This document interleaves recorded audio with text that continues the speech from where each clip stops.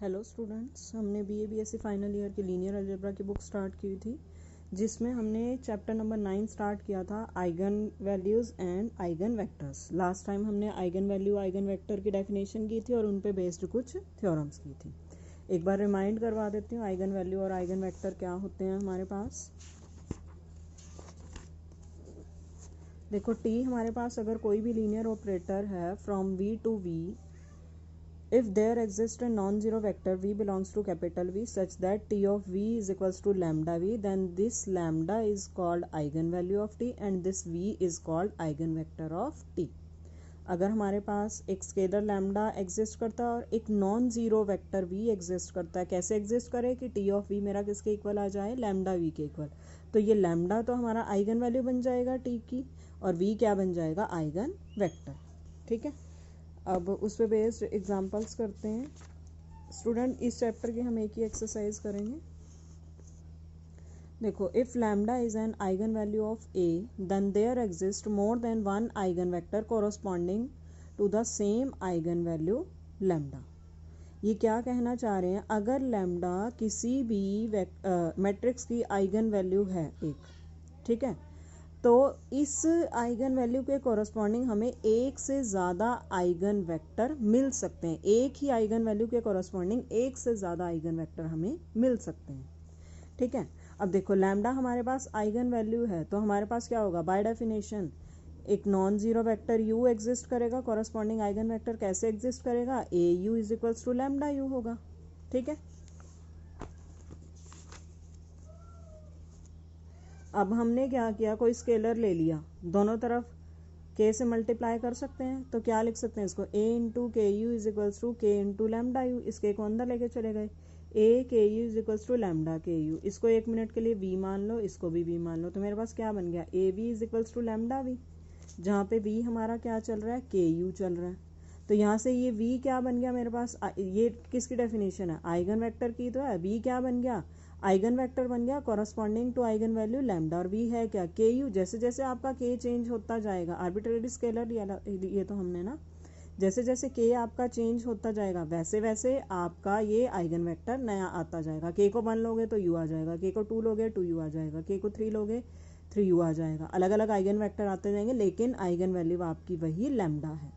ठीक है, तो हमारे पास क्या प्रूव हो गया, अगर हमारे पास कोई आइगन वैल्यू है लैम्डा तो उसके कॉरस्पॉन्डिंग एक से ज़्यादा आइगन वेक्टर हमें मिल सकते हैं।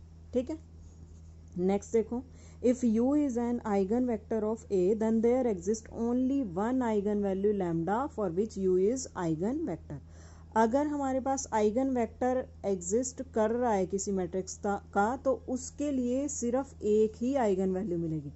आइगन वैल्यू के लिए एक से ज़्यादा आइगन वेक्टर मिल सकते हैं, लेकिन एक आइगन वेक्टर के लिए एक ही आइगन वैल्यू मिलेगी। अगर कोई आइगन वेक्टर पहले एग्जिस्ट कर रहा है तो उसके लिए सिर्फ एक ही आइगन वैल्यू मिलेगी जिसके लिए वो आइगन वेक्टर बन रहा है। ठीक है, दोनों में डिफरेंस पता होना चाहिए, पिछले वाले एग्जाम्पल में और इसमें। ठीक है, अब u हमने क्या ले लिया, आइगन वेक्टर ले लिया। अगर u आइगन वेक्टर है corresponding to eigen value lambda, तो हमारे पास क्या बनेगा, A u is equals to lambda u हो जाएगा। मुझे प्रूव क्या करना है कि ये लैम्डा यूनिक है। हम ये प्रूव करेंगे कि लैम्डा यूनिक है। हमने मान लिया कि लैम्डा यूनिक नहीं है। यूनिक नहीं है तो इसका मतलब क्या हो गया कि लैम्डा के अलावा कोई और आइगन वैल्यू एग्जिस्ट कर रही है यू के साथ। लैम्डा डैश मान लिया वो एग्जिस्ट कर रही है। अगर लैम्डा डैश आइगन वैल्यू और यू आइगन वेक्टर है तो वो कैसे एग्जिस्ट करेंगे, A u is equals to lambda dash u, जहाँ पे lambda not equals to lambda dash है। ए यू लैम्डा यू के इक्वल भी है और यही A u lambda dash u के इक्वल भी है। तो हमारे पास क्या हो गया, लैम्डा यू किसके इक्वल आ जाएगा, लैम्डा डैश यू के इक्वल। अब इसको इधर लेके जाएंगे, क्या आ जाएगा, lambda minus lambda dash U is equals to 0। तो यहाँ से क्या होगा, दो नंबर की प्रोडक्ट आपके पास 0 के इक्वल आ रही है, या तो लैम्डा माइनस लैम्डा डैश 0 के इक्वल जाएगा या फिर u 0 के इक्वल जाएगा। ठीक है, अगर u 0 के इक्वल चला गया, u है क्या, आइगन वेक्टर है, लेकिन हमने पढ़ा हुआ है कि आइगन वेक्टर कभी भी 0 नहीं होता, तो इसका मतलब u तो 0 के इक्वल जा ही नहीं सकता, कॉन्ट्राडिक्शन आ जाएगी क्योंकि u आइगन वेक्टर दिया हुआ है। तो हमारे पास पॉसिबिलिटी क्या बची कि लैम्डा माइनस लैम्डा डैश आपका 0 के इक्वल चला जाएगा। जैसे ये 0 के इक्वल गया, लैम्डा किसके इक्वल आ गया, लैम्डा डैश के इक्वल। तो यहाँ से क्या प्रूव हो गया कि जो हम अलग अलग आइगन वैल्यू मान के चल रहे थे वो अलग अलग नहीं है, वो एक ही आइगन वैल्यू सेम है। तो क्या प्रूव हो गया, अगर हमारे पास कोई एक आइगन वेक्टर पहले से एग्जिस्ट कर रहा है तो उसके कॉरस्पॉन्डिंग सिर्फ एक ही आइगन वैल्यू एग्जिस्ट करेगी। ठीक है, नेक्स्ट देखते हैं, if T is an invertible operator and lambda is an eigenvalue of T then lambda inverse is an eigenvalue of T inverse. अगर टी कोई इन्वर्टिबल ऑपरेटर है, lambda eigen value T के लिए है, तो lambda inverse T inverse के लिए बनेगी आइगन वैल्यू। ठीक है, लैम्डा हमने क्या बोल लिया, टी के लिए आइगन वैल्यू है, आइगन वैल्यू तो इसके लिए non zero eigen vector exist करेगा। कैसे एग्जिस्ट करेगा कि टी वी मेरा लैम्डा वी के इक्वल हो जाएगा। अब टी को क्या बोला है हमने, इन्वर्टिबल बोला, तो इसका मतलब टी इनवर्स एग्जिस्ट करेगा। ठीक है, और लैम्डा नॉन जीरो है हमारे पास। ठीक है, तो अगर कोई नॉन जीरो स्केलर होता है तो उसका इन्वर्स भी एग्जिस्ट करता है। तो यहाँ से मेरे पास क्या आ गया कि टी इनवर्स और लैम्डा इनवर्स दोनों एग्जिस्ट कर गए। मेरे पास था क्या, टी वी लैम्डा वी के इक्वल था, दोनों तरफ टी इनवर्स से प्री मल्टीप्लाई कर सकते हैं, क्या बन जाएगा ये, T inverse T V is equals to T inverse lambda V. ठीक है, लैम्डा स्केलर है, बाहर आ जाएगा, क्योंकि टी है तो एक लीनियर ट्रांसफॉर्मेशन ना, तो स्केलर तो बाहर आ जाएगा, ये वेक्टर पे अप्लाई हो जाएगी। टी इनवर्स, जब कोई ऑपरेटर अपने इनवर्स से मल्टीप्लाई होता है तो नया ऑपरेटर क्या आ जाता है मेरे पास, identity operator, I V is equals to lambda T inverse V. ठीक है, और आइडेंटिटी ऑपरेटर के अंडर हर एक एलिमेंट की इमेज क्या होती है, इटसेल्फ आ जाती है। I of X is equals to X होता है, आई ऑफ अगर आप कोई भी वो निकाल रहे हो 1 है तो वो किसके इक्वल होता है, 1 के इक्वल होता है। ठीक है, v is equals to lambda T inverse भी आ गया हमारे पास। तो यहाँ से क्या बन जाएगा, दोनों तरफ लैम्डा इनवर्स अभी हमने एग्जिस्ट करवाया था ना, तो दोनों तरफ प्री मल्टीप्लाई कर सकते हैं लैम्डा इनवर्स से। हमारे पास ये आया हुआ था ना, v is equals to lambda T inverse v, दोनों तरफ लैम्डा इनवर्स से प्री मल्टीप्लाई किया, क्या आ जाएगा, lambda inverse v is equals to lambda inverse से लैम्डा इनवर्स कैंसिल हो जाएगा, टी इनवर्स v। ये किसकी डेफिनेशन होती है कि v मेरे पास आइगन वेक्टर है किसका, टी इनवर्स का, corresponding to eigen value lambda inverse. तो lambda inverse eigen vector eigen value बन गई किसकी, टी इनवर्स की। ठीक है, ऐसे ही मैट्रिक्स में भी होता है अगर नॉन सिंगुलर मैट्रिक्स है। ठीक है, अब एक थोड़ी सी मुझे पता आप लोगों को कन्फ्यूज़न कहाँ आनी थी, वो मैं अभी डाउट क्लियर कर देती हूँ। हमने यहाँ पे लैम्डा को नॉन जीरो कैसे पुट किया, कैसे मानना है, तो ये चीज़ कन्फ्यूज़न आपके माइंड में आ रही होगी। देखो, टी हमें कैसा ऑपरेटर दिया था, इन्वर्टिबल। अगर इन्वर्टिबल मीन्स नॉन सिंगुलर, अगर कोई मैट्रिक्स नॉन सिंगुलर हो या फिर कोई इन्वर्टिबल मतलब या कोई ऑपरेटर नॉन सिंगुलर हो, तो उसके पास कभी भी आइगन वैल्यू ज़ीरो नहीं मिलेगी। तो इसलिए ये लैम्डा आइगन वैल्यू मानी थी, तो ये लैम्डा कभी भी ज़ीरो के इक्वल नहीं हो सकता, ये चीज़ याद रखना। चाहे आपके पास मैट्रिक्स है चाहे ऑपरेटर है, अगर वो नॉन सिंगुलर है उसको कभी भी ज़ीरो आइगन वैल्यू नहीं मिलेगी, नॉन ज़ीरो ही आइगन वैल्यू मिलेगी उसे हमेशा। ठीक है, वैसे तो ज़ीरो आइगन वैल्यू होती है पर नॉन सिंगुलर के पास कभी भी नहीं होती। देखो next example, let V be n dimensional vector space over F, find the characteristic polynomial of identity operator on V and zero operator on V. Identity operator का क्या काम होता है, हर एक को उसी के इमेज वापस दे देता है इटसेल्फ। तो आइडेंटिटी ऑपरेटर की जब आप मैट्रिक्स निकालोगे वो हमेशा किसके इक्वल आएगी, आइडेंटिटी मैट्रिक्स के इक्वल। और कैरेक्टरिस्टिक पॉलिनोमियल कैसे निकलता है, जिस ऑपरेटर की जो मैट्रिक्स आती है that matrix minus lambda times identity, ये मैट्रिक्स आ गई तो यहाँ से कैरेक्टरिस्टिक पॉलिनोमियल क्या बन जाएगा, 1 माइनस लैम्डा की पावर n आ गया है। ऐसे ही जीरो ऑपरेटर का क्या काम होता है, हर एक की इमेज वो जीरो के इक्वल देता है, तो मैट्रिक्स क्या बनेगी, यहाँ से जीरो मैट्रिक्स बनेगी, जीरो ऑपरेटर की कॉरस्पॉन्डिंग मैट्रिक्स। और वो कैरेक्टरिस्टिक पॉलिनोमियल कैसे निकालते हैं, जीरो माइनस लैम्डा आई, तो ये क्या बन जाएगी, minus lambda raise to the power n। ठीक है, नेक्स्ट देखते हैं, let A be a real matrix of type n cross n and lambda be its real eigen value.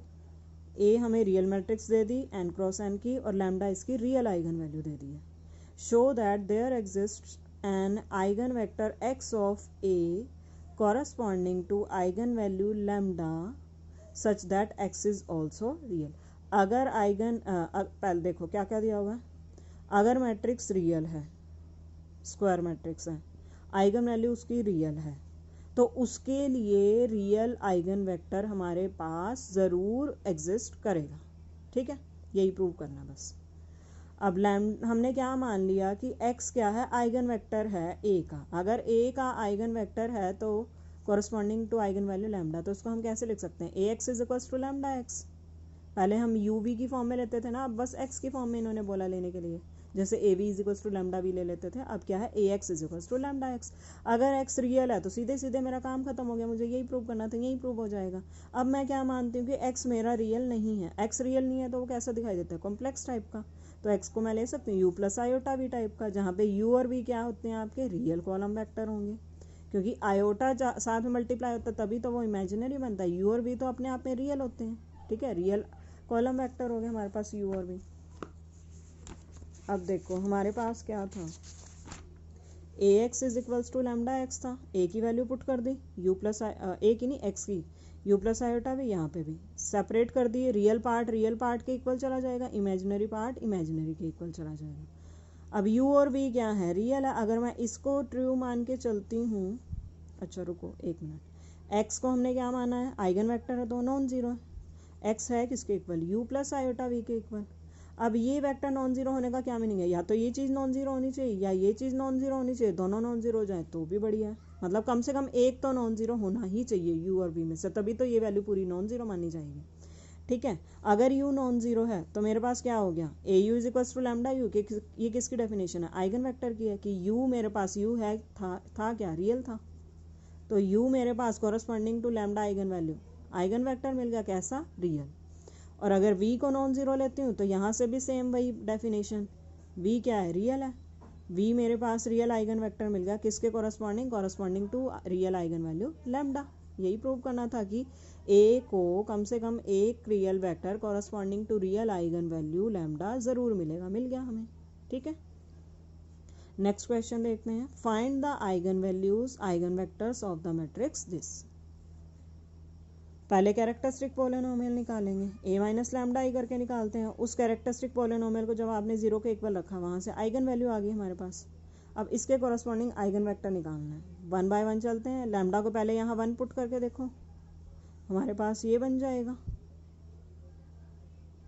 ठीक है,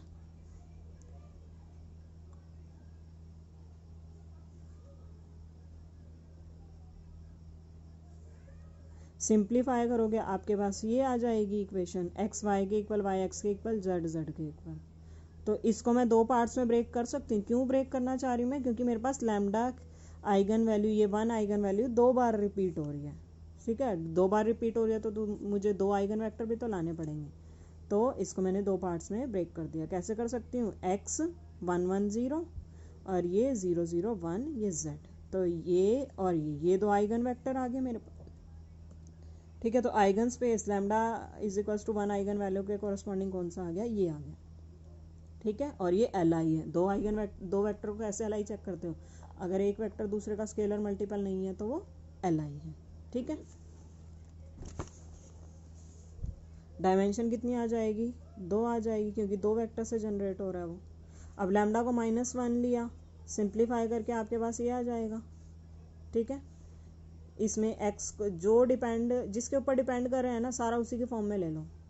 x को x रखो, y की वैल्यू x की फॉर्म में निकाल दिया तो -x, z की वैल्यू z की फॉर्म में, तो इन्होंने z को 0 ही रख दिया, कोई फ़र्क नहीं पड़ता। ठीक है, क्योंकि हमने क्या पढ़ा हुआ है, एक आइगन वैल्यू के कॉरस्पॉन्डिंग कितने भी आप आइगन वेक्टर निकाल सकते हो। ठीक है, तो यहाँ से क्या आ जाएगा, 1 - 1 0, तो 3 आइगन वैल्यू थी तो उसके कॉरस्पॉन्डिंग हमने 3 आइगन वेक्टर निकाल लिए। ठीक है,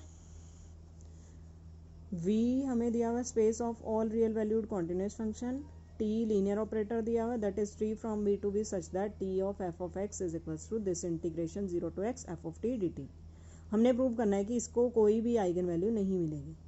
ठीक है, हमने मान लिया कि लैम्डा इसकी आइगन वैल्यू है t की, और लैम्डा अगर आइगन वैल्यू है तो आइगन वेक्टर किसकी फॉर्म में एग्जिस्ट करेगा, f की फॉर्म में, क्योंकि v क्या है, फंक्शंस का स्पेस है ये, तो हर एक वेक्टर उसका फंक्शन जैसा दिखाई देगा।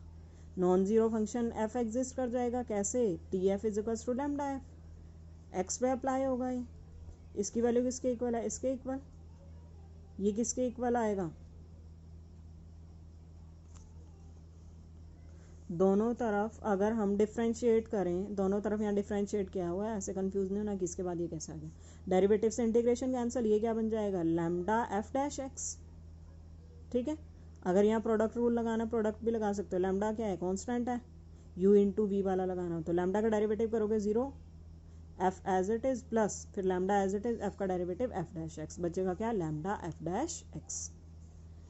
ठीक है, एफ को इन्होंने क्या नाम दे दिया, एफ को बोल दिया वाई, तो एफ डैश क्या बनेगा D Y by D X, variable separate किए। ठीक है, अब यहाँ पे इन्होंने रीज़न दिया हो कि लैम्डा नॉन जीरो क्यों है, क्योंकि अगर लैम्डा जीरो हो जाता है तो ये सारा कुछ क्या खत्म हो जाएगा, वाई जीरो के इक्वल आ गया, एफ जीरो के इक्वल आ गया, लेकिन एफ मुझे नॉन जीरो दिया हुआ है। ठीक है, नॉन जीरो लिया हुआ ना, आइगन वेक्टर तो नॉन जीरो होता है, इसलिए लैम्डा हमारा नॉन जीरो चल रहा है। इंटीग्रेट किया दोनों तरफ, वेरिएबल तो सेपरेट हो गए थे, यहाँ तक आपका आ जाएगा।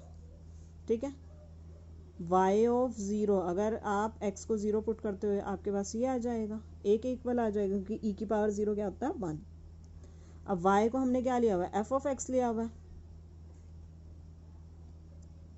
a की वैल्यू क्या, y of zero, value put कर दो यहाँ पे, दोनों तरफ हमने क्या किया, इंटीग्रेट किया, y ऑफ ज़ीरो की जगह इसको f ऑफ ज़ीरो की फॉर्म में ले लिया, t के रिस्पेक्ट में कर रहे हैं तो x को हमने t से रिप्लेस भी कर दिया, dt चल रहा है ना। आगे तो इंटीग्रेट करना आता है, ये यहाँ से सिंप्लीफाई करके देखो आपके पास क्या आएगा, 0 इज इक्वल टू 1। क्या आप कभी ऐसा पॉसिबल हो सकता है, कॉन्ट्राडिक्शन आ गई ना। ये कॉन्ट्राडिक्शन क्यों आई, क्योंकि हमने मान लिया था कि इस आइगन वेक्टर, इसके पास लीनियर ऑपरेटर के पास क्या है, आइगन वैल्यू है, इसके पास कोई आइगन वैल्यू नहीं है, इसका मतलब। ठीक है, ये वाला आप अपने आप ट्राई करके देख लेना। नेक्स्ट वाली वीडियो में हम क्या करेंगे, सिमिलर मैट्रिसेस का एक टॉपिक करेंगे, 2-3 थ्योरम कर लेंगे उसकी, और उस पे बेस्ड ये, उस पे बेस्ड नहीं, डायगनलाइजेशन पे बेस्ड 2-3 एग्जाम्पल कर लेंगे। ठीक है, 1 या 2 वीडियो में देखते हैं, चैप्टर कवर कर लेंगे। इसमें से नेक्स्ट वाले में से देखूंगी कि अब तक मैं सिर्फ न्यूमेरिकल करवाऊँ, देखूंगी मैं। ठीक है, बाकी इतना समझ में आ गया होगा जितना आज मैंने करवाया। अगर कोई भी क्वेरी है यहाँ तक की तो आप क्वेरी मुझसे पूछ सकते हो। Thank you students.